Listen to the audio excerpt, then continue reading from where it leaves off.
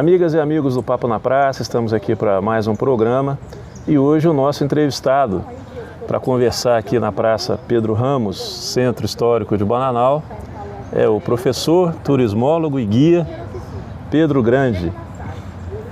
O Pedro é filho de um casal muito benquisto aqui na cidade, a Ângela e o Luiz Grande, e a Ângela cabeleireira, o Luiz trabalhou aí nos sertões aí, né, como administrador, e o Pedro é um rapaz muito bem preparado, muito culto, esteve recentemente à frente da Secretaria de Turismo e participou de uma forma muito atuante nas gravações da série da Netflix De Volta aos 15, e nós vamos conversar bastante também sobre o transcorrer, né, das produções aqui em Bananal. Pedro, eu quero agradecer muito você ter aceito o nosso convite. Obrigado por participar aqui do Papo na Praça. Obrigado você, Ricardo, pela oportunidade, obrigado pelo convite, é um prazer estar aqui conversando com vocês. Pedro, você foi muito profícuo nessa parte de turismo, você viajou para o exterior, morou no exterior, trabalhou nada mais, nada menos do que na Disney. Queria que você contasse pra gente essa sua trajetória aí, saindo de Bananal, enfrentando e tendo essa coragem, né? Porque não é fácil. E queria que você contasse um pouquinho essa história pra gente. Com certeza. Então, eu saí de Bananal com 15 anos. Primeiramente, eu morei 3 anos em Petrópolis, porque eu estudei num colégio interno. Daí, quando eu fiz 18 anos, que eu terminei o ensino médio, minha mãe, né, queria que eu fizesse faculdade e eu sempre tive vontade de ir para fora, então eu fui para a Inglaterra. Daí eu fiquei na Inglaterra durante 1 ano e 3 meses em Londres. Eu trabalhei em Londres, eu estudei. Em Londres eu trabalhei como faxineiro, fiz muita faxina, né? Faz parte.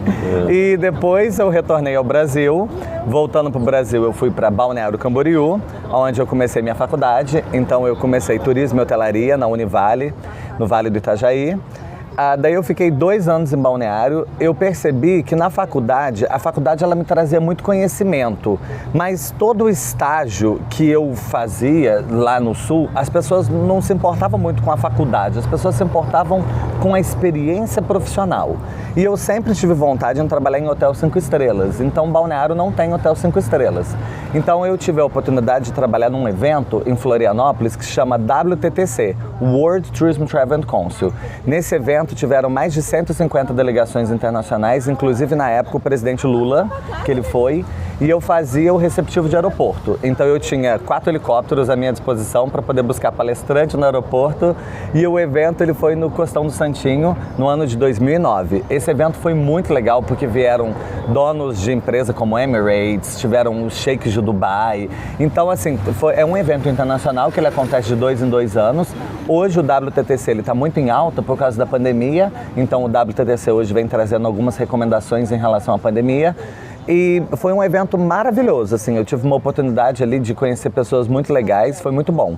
No Sul eu tive várias oportunidades assim de estágio que foi muito gratificante assim para minha profissão. E daí surgiu a oportunidade de ir para a Disney. A Disney é um programa de intercâmbio, né, que se chama International College Program, porém, diferente como todos os Work Experience, para você ir para a Disney, você tem que ser selecionado pela Disney, então você não paga, né? Um Work Experience, você paga uma taxa e você vai e trabalha fora. Na Disney, não, você é selecionado e você simplesmente vai. Então, eu fui selecionado como Character Attendant, então eu trabalhava com o personagem no parque. Do Brasil, na época, só foram 9 brasileiros selecionados para essa função. E eu morava em Balneário Camboriú, então eu fui o único do Sul selecionado, entre o Paraná, Santa Catarina e Rio Grande do Sul. Então isso foi também assim, um grande bop, assim, sabe? Então as pessoas também dei entrevista, falei sobre isso, que foi muito legal. Trabalhar na Disney foi magnífico, foi uma ótima oportunidade, né, para poder conhecer um pouquinho todo do backstage, assim, como que funciona. Eu trabalhei na parte de entretenimento, então direto com o personagem, nos parques, então foi uma coisa assim muito magnífica. Eu trabalhava em Epcot Center e eu trabalhava muito no Character Spot, que ficava Mickey, Minnie, Donald Duck, né, Goofy, os personagens principais, e também trabalhava com Marie, que é a gata da Aristocats, e Bela e a Fera e assim por diante. Depois, quando eu retornei da Disney, eu fiquei no Rio de Janeiro, eu transferi minha faculdade para o Rio de Janeiro, e no Rio de Janeiro eu comecei a trabalhar, na verdade comecei um estágio no Sheraton Rio. O Sheraton é um hotel localizado na Niemeyer, é considerado 5 estrelas, é um hotel muito bom. E o Sheraton, para mim, foi uma grande escola, assim, sabe? Assim, eu conheci pessoas maravilhosas no Sheraton, pessoas que me ensinaram muito e eu pude aprender muito no Sheraton. Daí, logo depois de uns 4, 5 meses que eu estava como estagiário, me efetivaram como recepcionista sênior e eu fiquei no Sheraton quase 1 ano trabalhando como recepcionista sênior. Como a gente nunca está satisfeito com o que a gente tem, daí eu queria mais, né? Então o pessoal me falava muito de navio, né? Trabalhar em navio é a sua cara, você vai adorar, vai ser muito bom.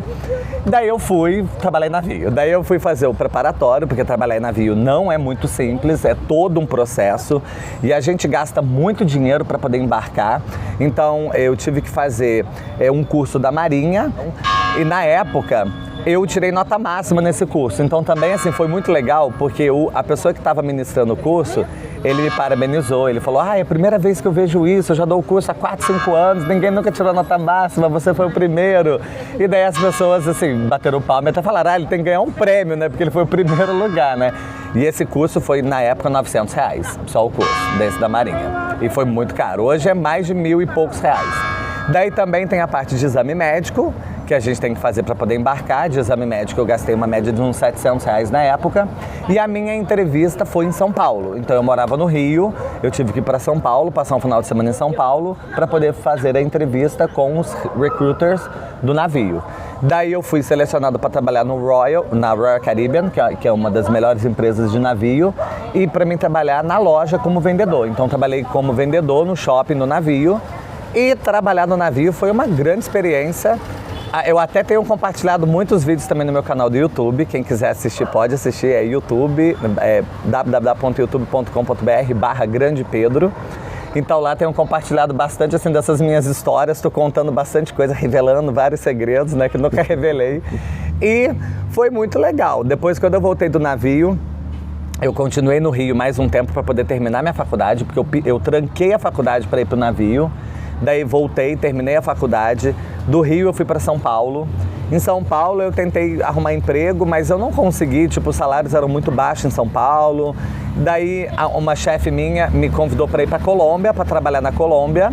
Daí eu fui trabalhar no Aloft Bogotá Airport, que é o primeiro hotel da rede Aloft na América Latina.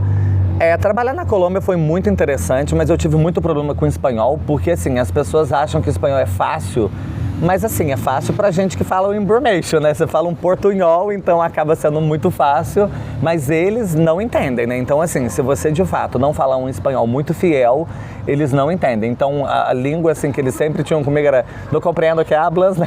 Então era muito difícil se comunicar na Colômbia. E os colombianos também, eles não falam inglês. Então, como o hotel ele é administrado pela Starwood, que é uma empresa americana, então o inglês era um idioma muito importante dentro do hotel, mas os colombianos não falam inglês, né? Então, a minha chefe era brasileira, eu fiquei na Colômbia durante 8 meses, meu contrato era de 2 anos, mas eu pedi para vir embora. E voltando da Colômbia, eu fui para Porto Alegre. Em Porto Alegre eu tive o meu primeiro contato para poder ensinar inglês. Então eu ajudei uma ONG a desenvolver um projeto para poder ensinar inglês para as pessoas dessa ONG através da música. Então eles tinham um trabalho bem legal, assim, com Olodum, assim, com uma parte assim, de música, assim. E eu fiquei em Porto Alegre durante 3 meses.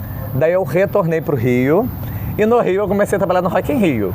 Daí eu trabalhei no Rock in Rio no ano de 2013, trabalhei na parte de logística, de hospedagem. Então eram mais ou menos umas 1.800 pessoas que eu tinha que tomar conta de hospedagem. Então o escritório do Rock in Rio ele fica na Barra, num condomínio chamado O2.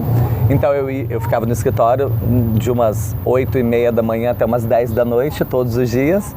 E depois respondendo mais muito e-mail, porque eu recebia muito e-mail.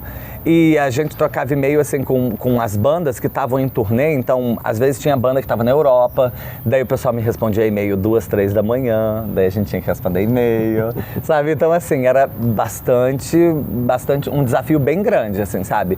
Trabalhar no Rock in Rio foi muito bom, assim, sabe? Você vê muito essa briga de ego, assim, sabe? Assim, as pessoas, assim, elas, de fato, assim, elas se colocam em posições, assim, de deuses, né? Assim, não, imagina, o fulano não pode pegar voo com conexão, tem que ser voo direto, enfim, tem uns quesitos assim que são bem delicados, mas foi uma ótima experiência assim, poder estar atrás desse grande evento, né, poder participar um pouco do evento.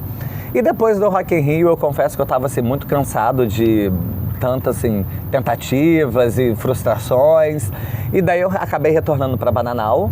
Retornar para Bananal não foi uma escolha, foi a minha última opção, sabe? E eu sou muito grato por ter retornado, porque depois quando eu voltei, eu cheguei em Bananal, eu não sabia muito o que eu ia fazer, né? Então aqui não tinha assim um trabalho que eu pudesse de fato assim ter, né? E a minha mãe, ela me obrigou, né, a começar a dar aula de inglês, né? Porque ela falou, você sabe inglês, vai dar aula de inglês. E eu nunca tinha dado aula de inglês, né? Então eu comecei a dar aula de inglês voluntário, comecei a dar aula de graça, comecei a ensinar inglês para as pessoas que eu conhecia, para ir pegando prática. Daí os primeiros 2 anos eu fiquei estudando, daí eu fiz um curso que é chamado TESOL, que é professor de inglês como segundo idioma. É um curso que eu fiz da Faculdade de Universidade de Cambridge, da Inglaterra. Então eu sou habilitado e daí eu fui pegando prática, pegando experiência. E no meu 3º ano que eu estava com a escola, daí sim a escola ela começou a dar um resultado legal. Então no meu 3º ano eu tive 56 alunos na escola. Então isso ali para mim foi um pontapé inicial para eu iniciar com a Learning is Fun, porque até então era English is Fun e a minha sala ficava dentro do salão da minha mãe. Daí eu iniciei com a Learning is Fun, onde eu ampliei, trouxe outros cursos como espanhol, alemão, japonês, francês e outros cursos, né? Porque eu acho que é muito importante a gente oferecer opções para as pessoas, né? Às vezes a pessoa não gosta do inglês, mas pode se interessar por um outro curso ou por um outro idioma. E daí as coisas foram acontecendo. Hoje na Learning is Fun nós temos um polo EAD da Faculdade Estácio, então nós temos cursos de graduação e pós-graduação da Estácio, EAD. A Learning is Fun hoje tem curso microvip, curso profissionalizante microvip. Nós temos atendimento de psicólogo, fono, além de todos os cursos que a gente oferece. E agora, hoje em dia, eu estou muito assim, focado também em aula online. Então, eu ofereço muita aula online assim, para meus alunos. Eu tenho um aluno que mora na Europa, tenho um aluno que mora nos Estados Unidos, eu tenho um aluno que mora na África. Então, assim, hoje, né, o céu é o limite. Então, hoje, assim, eu tenho alunos de muitos lugares e também eu vou começar a dar aula para uma escola da Europa. Na verdade, eu tenho 4 escolas da Europa que me convidaram para dar aula online. Então, eu estou verificando com a minha disponibilidade de horário e qual que me interessa mais. Mas hoje, atualmente, eu tenho uma escola próximo da Ucrânia, que está em guerra, que me ofereceu assim, um salário bem interessante, bem legal para poder estar dando aula online. Então, eu tô com a Lisa, por enquanto. Achei interessante você mencionar aí que, assim, praticamente de cara, você obteve aqui em Bananal mais de 50 alunos, né? No meu 3º ano. Não, eu digo assim, no seu início na escola, né? Ministrando. Isso para Bananal eu acho que é um indicador muito bom, porque eu acho que está aumentando a conscientização das pessoas que para as crianças terem um futuro, elas precisam saber inglês, né? Ter essa oportunidade de aprender outras línguas, mas o inglês é fundamental para qualquer perspectiva de emprego hoje em dia, né, Pedro? O inglês ele é fundamental. Eu trabalhava no Sheraton. O Sheraton é um hotel que recebe diversas nacionalidades, né? Nós falávamos inglês no hotel, assim, 80% do tempo. E enquanto, assim, francês ou até mesmo espanhol, alemão, falava-se muito pouco. E eu costumo dizer para as pessoas, né, que uma vez que você aprende inglês, você vai ter preguiça para aprender outros idiomas, né? Porque todo mundo fala inglês. Se você chega no Japão, alguém vai falar inglês. Se você chega na França, alguém vai falar inglês. E diferente de outros idiomas, que às vezes é um público bem mais restrito. Então, o inglês, ele de fato, ele abriu muitas portas para mim. Eu sou muito grato também a minha mãe, porque brigou muito comigo por eu poder aprender o inglês. Eu reprovei o primeiro livro quando eu estudava, minha mãe quase me matou, né? Mas isso foi muito bom, porque depois disso eu pude aprender, né, desenvolver essa experiência, essa técnica, a prática, e eu sou muito grato. E hoje, né, com a internet, YouTube, as crianças têm muito acesso a vídeo que fala inglês. Então as crianças, elas ficam muito curiosas, né? Então eu tenho muitos pais que me procuram falando, né? Meu filho de 4, 5 anos quer falar inglês, quer estudar inglês. Isso é muito bom. Mas é muito importante também que as pessoas tenham consciência de que o processo de aprendizado, isso eu fui aos Estados Unidos em 2019, para poder aprender um pouco sobre o sistema educacional deles. Então eu visitei escolas, eu conversei com muitos professores, eu fui em muitos lugares assim para poder pesquisar, para poder entender um pouco mais da questão do aprendizado do idioma, né? E pesquisas mostram que para você ter um básico do idioma, você precisa estudar no mínimo 2 anos, né? E esse 2 anos é você de fato estudar, né? Normalmente a minha aula é 1 hora de aula por semana, mas eu sempre falo para os alunos que se o aluno tiver apenas 1 hora de aula por semana e não tiver mais contato com o idioma, o processo de aprendizado dele vai ser muito lento, né? Então depende muito assim de um esforço do aluno também estar podendo estudar, estar se dedicando, ouvindo música, assistindo um filme, que isso ajuda a desenvolver o idioma cada vez mais, né? E isso vai fazendo com que ele aprenda cada vez mais. Então é muito importante que os pais, quando colocam um filho também no curso, saiba que isso é um processo lento, né? E o filho ele vai aprender, mas vai aprender no decorrer do tempo, né? Porque as pessoas hoje elas são muito ansiosas. Elas entram no curso, elas acham que já na primeira semana elas vão sair fluente, né? E eu comecei a estudar inglês com 12 anos, eu estudo até hoje, eu tenho 34 anos, né? Vira e mexe eu tô fazendo aula, sabe? É uma coisa que eu gosto, então para mim estudar inglês não é chato, é muito divertido. Eu aprender inglês para mim cada vez é melhor, porque eu aprendo mais técnicas, eu aprendo mais coisas, então eu gosto muito. E é o que eu sempre tento passar pro meu aluno, que estudar não é chato, estudar é legal e aprender é legal, sabe? Mas é um processo bastante demorado. Toda essa sua experiência que você foi ganhando desde muito novo, né, que você contou pra gente aí, você teve a oportunidade de estar à frente da Secretaria de Turismo de Bananal. Num período não muito favorável, porque você está pegando ali aquele período de recrudescimento da doença, né? Subiu de novo quando a nova administração assumiu, em consequência de novembro, que tinha tido eleição, dezembro, os casos subiram absurdamente em janeiro e tal. Depois houve de novo no final daquele ano, para esse ano de novo, um pico. Então você pegou um período também bastante limitado. Porque eu fico imaginando assim, nós bananalenses, nós temos uma mania onde a gente viaja, vai falar, isso aqui lá em Bananal, né? Vê uma coisa que você gosta, você viajou, você foi para os principais centros do mundo, vamos colocar assim, né? Europa, Londres, Estados Unidos, plena Disneylândia, cruzeiros pelo mar, lidando com um monte de gente. Aí sempre tem uma coisa ou outra, você fala, isso aqui lá em Bananal ia ser fantástico. Você pensava assim também? Acontecia? Então, eu confesso assim que é claro que a gente sempre pensa em Bananal, né? No meu crachá da Disney, por exemplo, ele estava escrito Pedro Grande, daí tinha a bandeira do Brasil e embaixo estava Bananal Brasil, né? Então, a gente sempre carrega Bananal, né? Sempre carreguei Bananal comigo. Eu nunca imaginei voltar de fato para Bananal, né? Eu nunca imaginei que eu fosse retornar para Bananal, para morar em Bananal. Então, eu nunca imaginei, assim, levar para Bananal. Mas é claro que a gente vê muita coisa e a gente fala, nossa, isso em Bananal seria muito legal, nossa, isso em Bananal daria muito certo, exatamente. Isso a gente sempre tenta imaginar como seria aqui na cidade. E aí, você pegou esse período bastante difícil e desfavorável do ponto de vista de execução, né, de ideias. Recentemente você saiu da secretaria, mas no período que você ficou lá, você teve também uma experiência, eu tenho certeza, bastante enriquecedora. Foram esses contatos com o pessoal da Netflix para a produção de Volta aos 15 em Bananal. Eu sei que no início, logo quando começou a ser especulado aqui, foi um segredo danado. Eu mesmo tive que me segurar aqui para não... Porque senão podia até a cidade perder a produção, então a gente tinha que ficar quieto, tá? Eu não podia falar. E eu queria que você contasse para a gente, Pedro, porque você lidou não só na condição de secretário da época, mas também, né, com todo o know-how que você tem, expertise que você tem. É uma produção que pode trazer muita coisa boa para Bananal, né? Eu queria que você contasse para a gente, desde essa fase embrionária, vamos dizer assim, os primeiros contatos que você recebeu. Eu acredito que você tenha ficado animadíssimo quando ficou sabendo de uma produção da Netflix em Bananal, com a Maísa, né, que é uma referência teen aí para o Brasil praticamente inteiro. Tem milhões de seguidores. E isso, em termos de feedback, é fantástico para a cidade, né? Eu imagino no início como é que você ficou animado, né? Com certeza.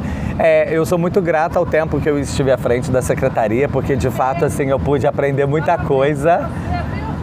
Eu pude aprender muita coisa, né, quando eu estive ali à frente da secretaria. Sou muito grato ao prefeito pela oportunidade que ele me deu. Na secretaria eu pude conhecer diversas pessoas, né, de diversas áreas, então isso é muito legal, porque de fato traz pra gente um network muito bom, né, muito grande.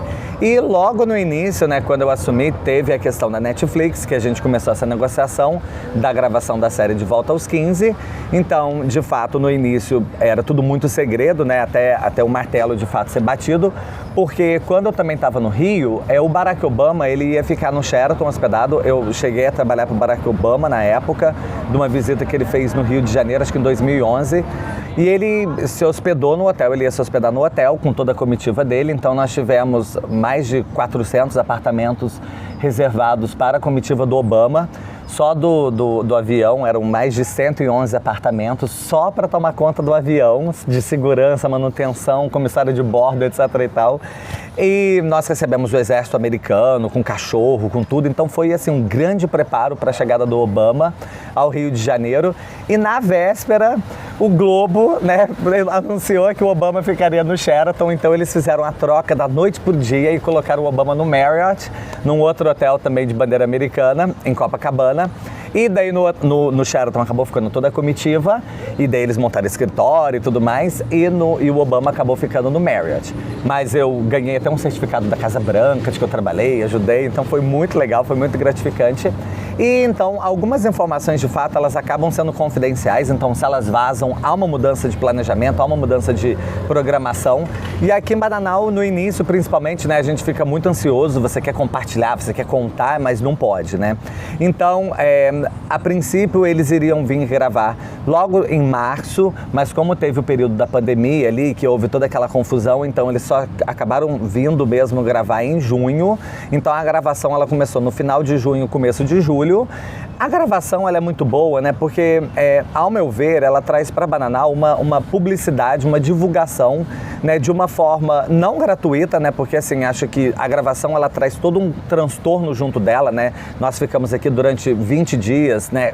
Com a gravação acontecendo. Então, são gravações, são sets de 12 horas, então isso é muito longo, atrapalha o nosso dia a dia. Então, a gente paga um preço por isso, claro, mas o retorno ele é muito gratificante, né? Porque hoje, Bananal, nós temos o Hotel Boa Vista, que o Hotel Boa Vista ele tem um fluxo muito grande de turista, porque o Hotel Boa Vista conseguiu construir uma imagem de hotel das gravações das novelas, né? Então, graças a todas as gravações que teve no Boa Vista, hoje o Boa Vista, ele não depende de Bananal para o turismo, ele é um turismo totalmente independente, que o turista vem, fica ali, aproveita, curte ali dentro e acaba que muitas vezes nem vem à cidade. Então, Bananal poder ser palco de gravação é muito positivo. Outras séries, outros filmes também já haviam sido gravados aqui, né? Como Dona Flor e Seus Dois Maridos, que foi gravado apenas na Farmácia Popular, e também teve o filme Heleno, né? Que teve atores muito importantes, né? Que gravaram aqui nessa praça. Porém, o ângulo que foi filmado não dá pra gente reconhecer de fato Bananal, né? Então, quando eu fiquei sabendo que Bananal seria a cidade da série, né? Seria a cidade de Imperatriz na série, isso para mim foi muito emocionante, porque eu sabia que iam ter várias filmagens de drone, várias filmagens assim, de passagem de tempo, né? Tipo amanhecendo, escurecendo, e isso de fato é Bananal, né? Então as pessoas que conhecem a cidade, que assistiram a série, puderam ver nos 6 episódios, né, Bananal em todos os momentos, né? Então isso assim, é muito emocionante de fato, assim, sabe? Eu fiquei muito emocionado quando eu vi. Eu já fiquei encantado. É interessante que a série do primeiro episódio abre com uma aérea de Bananal, uma imagem aérea de Bananal, e fecha também no último episódio um zoom fechando assim também com aí já uma imagem noturna de Bananal, não é isso?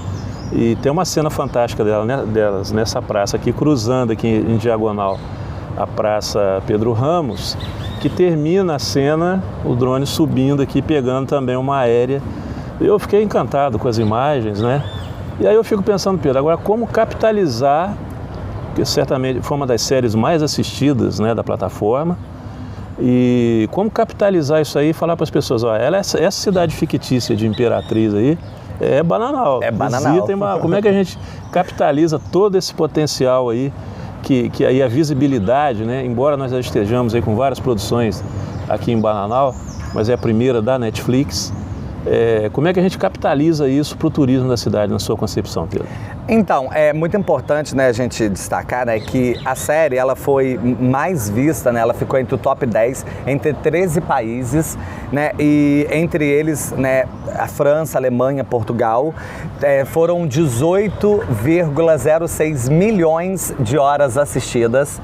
Então, assim, é um número de fato muito expressivo, sabe, né? A série ela foi sucesso logo na segunda semana de lançamento, que já alcançou ali o segundo lugar da Netflix ali entre os tops 10, né? Então, a série ela teve uma boa repercussão, né?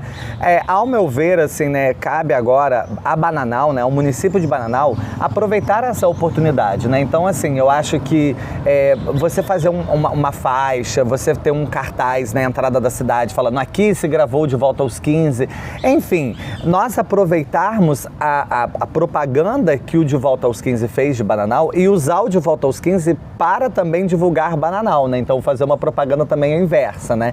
Então eu acho que seria muito interessante, né? Nós termos talvez cartazes, faixas, com cenas, né? Com fotos, sabe assim, da gravação, sabe? Às vezes poderiam ser criado também um mini museu, assim, com algumas imagens, sabe assim, com algumas cenas. É claro que poderia também se conversar com a própria gravadora, né? Que veio, a própria produtora que veio aqui e tentar encontrar, assim, um meio de que eles pudessem também oferecer algum auxílio para a gente também estar aproveitando e estar divulgando o Bananal junto da série, né? É claro que para isso aconteça, depende do interesse do município, né? Porque assim, se o município não demonstrar o interesse, é claro que às vezes a produtora também não vai ter essa ideia, não vai ter esse interesse, né? Então é muito importante que a gente demonstre essa vontade, né? De querer também explorar um pouco mais toda essa propaganda que foi feita de Bananal, né? No fim da série, é claro que ninguém às vezes assiste crédito final, mas no final da série teve um agradecimento à população de Bananal, teve agradecimento à prefeitura de Bananal, teve agradecimento até mesmo a mim e a todo mundo, assim, sabe? Então isso foi muito legal, né? E o nome, né, de todos os figurantes que participaram está lá nos créditos finais, né? Então eu vi nome de várias pessoas, eu tirei foto, vendo o nome do povo, mandando para as pessoas, porque esse reconhecimento também eu achei muito legal, assim, sabe? Assim, eles, claro que é nos créditos finais, ninguém vê crédito final, mas tá lá, né? Quem assistir vai ver que nos créditos finais tem toda essa questão que foi ali divulgado e foi ali, teve esse reconhecimento também da parte deles, né? E eu acho que cabe a nós, né? Aproveitarmos tudo isso que foi feito aqui dentro, agarrarmos essa pontinha para poder estar trazendo turistas para conhecer os lugares onde a Maísa passou, né? Onde foi gravado, o cenário, né, que foi filmado aqui, toda a nossa paisagem bonita que a gente tem aqui na cidade, né? Então isso é muito importante para que a gente consiga aproveitar, né, todo esse bope que Bananal teve, né, mais uma vez, né? Teve esse lado importante também. Lá já de imediato, na produção, nós estávamos, né, em meio a uma pandemia. A produção trouxe vamos dizer assim, um ar, né, financeiro para a cidade, né? Movimentou, contratou figurantes, ocupou pousadas, hotéis, gastou aqui na cidade. Tem até um vídeo da Maísa elogiando até a nossa querida patrocinadora ali, Gilda Modas. E foi bom também essa interação com o cast, né, com o pessoal da produção e os atores também. Mas aquele período foi bem importante também, não só pela produção em si, mas por ter dado esse algo mais, assim, né, vamos dizer assim, deu um gás, né, naquele período de pandemia financeiramente para a cidade. Exatamente.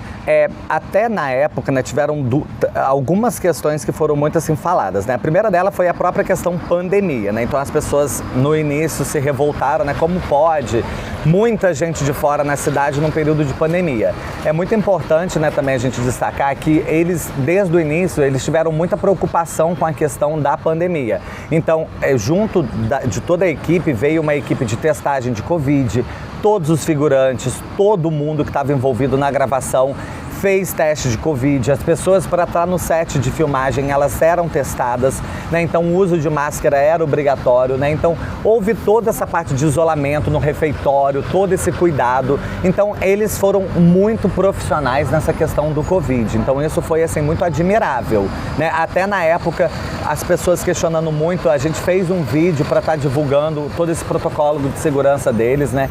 Que foi de fato assim muito admirável tudo isso. A contrapartida que eles ofereceram para a prefeitura, ela não foi muito grande, foi uma contrapartida bastante simbólica do valor que foi pago para a prefeitura. Foi um valor bastante simbólico. Porém, ao meu ver, nós não temos que olhar apenas o que a prefeitura ganhou, né? Nós temos que olhar o que Bananal ganhou. Primeiramente, que a cidade ganha na questão de divulgação, publicidade. Segundamente, que as pessoas que estiveram envolvidas com as gravações ganharam também. Então, a gravação, ela movimentou todos os hotéis da cidade. Nós ocupamos todos os hotéis da cidade, inclusive casas de Airbnb que foram alugadas. Sabe, tiveram mais de 200 figurantes contratados na cidade, tiveram mais de 40 seguranças contratados aqui na cidade, sabe, eles movimentaram restaurante, padaria, sabe, então de fato assim, todo o comércio ganhou. Teve um único dia que eu tava na Paremol e acho que uma pessoa que comprou R$80 em pão de queijo, assim, numa única tacada, assim, tipo, pá! R$80. Daí eu até brinquei lá na Paremol, falei, ei, vocês nunca venderam R$80 de pão de queijo numa tacada só, né? Sabe? Então, assim, né, brincadeira à parte, mas é um fato, né? Porque eles vieram com um grupo muito grande de pessoas e eles acabaram deixando muito dinheiro aqui na cidade. Sem contar que eles tinham 2 dias de folga, né, durante as gravações, e eles aproveitaram essas folgas para estar conhecendo Bananal, né? Não a Maísa, né? Porque a Maísa até andou falando nas redes aí que Bananal não tem muito o que fazer, né? Já falei que na próxima eu vou catar ela, vou levar ela para conhecer todos os pontos turísticos para ela ver que tem muito o que fazer em Bananal, né? Infelizmente ela ficou muito confinada ali no hotel, né? Por causa da gravação, de todo o preparo, então ela não pôde aproveitar muito o que a cidade tem a oferecer, né? Mas tem muita coisa legal para se fazer, né? Muitas pessoas da produção aproveitaram. Acho que teve alguma mensagem dela, de alguém da produção, nesse sentido aí, né? Que não deu para conhecer tudo o que queria, tal, alguma coisa assim.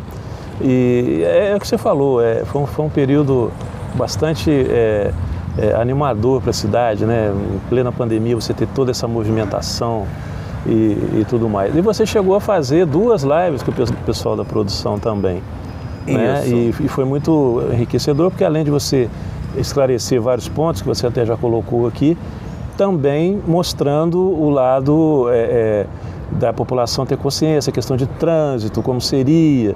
E uma coisa que me chamou muita atenção também, Pedro, você acrescenta no seu comentário, a extrema educação que eles lidaram aqui, né? Porque às vezes, quando você fala em estrelas desse naipe ou da produção, aí muita gente pode associar pessoas, vamos falar no popular, metidas, né? Arrogantes. E foi totalmente o contrário, né? Algumas tomadas que eu assisti, inclusive essa que eu mencionei aqui, eu acompanhei, e a extrema educação da produção, né? Lidar com o público, e a gente sabe que não é fácil, né? Você lidar com o público assim, necessidade de silêncio e tal. E eu fiquei bastante impressionado com o grau de educação, né, e simpatia de todos eles. A gravação ela envolve várias questões, né? Uma delas, como você mencionou, é que enquanto está gravando, a gente precisa de silêncio absoluto no set de gravação. E como a maioria das filmagens foram no centro, né, na praça principal aqui do município, como fazer silêncio no centro de uma cidade, Já né? estamos vendo isso agora aqui. Estamos percebendo, exatamente. Então, de fato, aconteceram vários bloqueios de trânsito, até mesmo porque a série, né, se passava no ano de 2005, então nós temos toda a questão, né, de que não pode ter carro fabricado depois de 2005, passando na filmagem, enfim, tem todo esse cuidado que é a mágica do cinema, né? Então, tudo isso faz parte ali do processo da gravação, né? E E de fato eles, assim, né, muito profissionais, eles têm muita experiência, né, já em gravar em cidades pequenas, cidades do interior, então eles já conhecem um pouco, né, de como funciona, né, essa questão da gravação, e eles de fato foram muito educados, né. Também é importante, né, a gente frisar, né, de que quando eles estão gravando, eles estão a trabalho, né, e o trabalho, né, durante a gravação, o tempo deles é um tempo muito cronometrado, né, então de fato eles têm assim, um cronograma que é muito apertado. Então o artista, quando ele está aqui no município, ele não tem assim muita disponibilidade de conversar com o público ou de dar atenção ao público, né, porque ele está ali com o tempo dele muito contado, né. E também nós tínhamos a questão de toda a pandemia que dificultou muito essa aproximação, né, das pessoas ali com os artistas, mas mesmo assim, né, tiveram várias pessoas em Bananal que conseguiram tirar foto ali com todos, né, ali da produção, ali da filmagem, né, com a Maísa, com todo mundo, a Amanda, com todo mundo, o pessoal muito simpático, o pessoal muito legal de fato, assim, muita gente boa. E as lives que você fez tiveram uma visualização absurda também, né? As lives estão todas lá no meu canal, então, ó, quem quiser pode ir lá assistir, lá no YouTube, e foram ótimas, assim, sabe? Eu fiz uma primeira live com o Lucas, que nós estávamos exatamente passando algumas recomendações, falando sobre mudanças de trânsito, etc e tal, e depois nós tivemos uma outra live falando sobre esse retorno, né? Sobre a questão da contrapartida, ali a gente mostrou, nós falamos questões de números, né? Quantas pessoas foram envolvidas de fato em tudo isso, quanto que a produção aproximadamente movimentou na cidade, né? Então isso tá tudo lá na live, lá quem quiser pode assistir lá. A Netflix anunciou recentemente a segunda temporada, isso não quer dizer que vai haver gravações em Bananal, né? Não tem nada oficial ainda, mas isso aí, a segunda temporada é uma comprovação do sucesso, né, da primeira, sem dúvida alguma, né? Com certeza. A série, ela foi baseada numa trilogia de livros, né? Então são 3 livros, da Bruna Vieira, se eu não me engano, o nome da escritora. E a primeira temporada, que foi o primeiro livro, foi um sucesso, como todo mundo pôde perceber. E agora, né, então, a Netflix já anunciou, né, a segunda temporada, mas infelizmente a gente ainda não teve nenhuma confirmação, nenhum contato, nada, então ainda é um grande ponto de interrogação, né? Mas esperamos que eles voltem para poder gravar novamente em Bananal, que vai ser muito bom, vão ser muito bem recebidos. Torcida não vai faltar para isso, né, Torcida Pedro? não vai faltar. Pedro, eu quero agradecer muito a sua participação aqui no Papo na Praça. Eu tinha certeza que ia ser um papo enriquecedor, culturalmente enriquecedor, e desejar sempre muito sucesso para você. Você é um menino fantástico, merece muito. Eu acho que nós perdemos um pouco com a sua saída lá da secretaria, mas certamente você, como pessoa que acredita em Bananal, investe em Bananal, você é empreendedor aqui em Bananal também, vai estar sempre ajudando a cidade, né, dentro do seu campo. E eu deixo você à vontade aí para dar sua despedida aí para os nossos internautas. E mais uma vez, externar aqui minha gratidão por você ter aceito o convite aqui para esse Papo na Praça. Eu que agradeço, muito obrigado pela oportunidade de estar aqui falando com vocês. E com certeza, assim, igual eu moro em Bananal, eu sou um cidadão de Bananal, então o que eu quero é de fato poder ver a cidade progredir, né, ver a cidade crescer de uma forma consciente, de que as pessoas possam ter possibilidades, né, de trabalhar, de ganhar o seu dinheiro, né, de uma forma honesta. Então, o que eu puder fazer para ajudar a cidade, com toda certeza eu farei. E agradeço muito por essa oportunidade. Muito obrigado todo mundo aí pela audiência, né, por ter assistido o vídeo. E também não deixe de ir lá assistir os meus vídeos lá no meu YouTube. Não perca o canal do Pedro lá no YouTube também. Tem bastante coisa legal lá. Muito obrigado, pessoal. Obrigado pela atenção de vocês mais uma vez. Fica aqui o convite para vocês acompanharem então as nossas edições do Papo na Praça. Obrigado pela atenção e até uma próxima oportunidade. Grande abraço.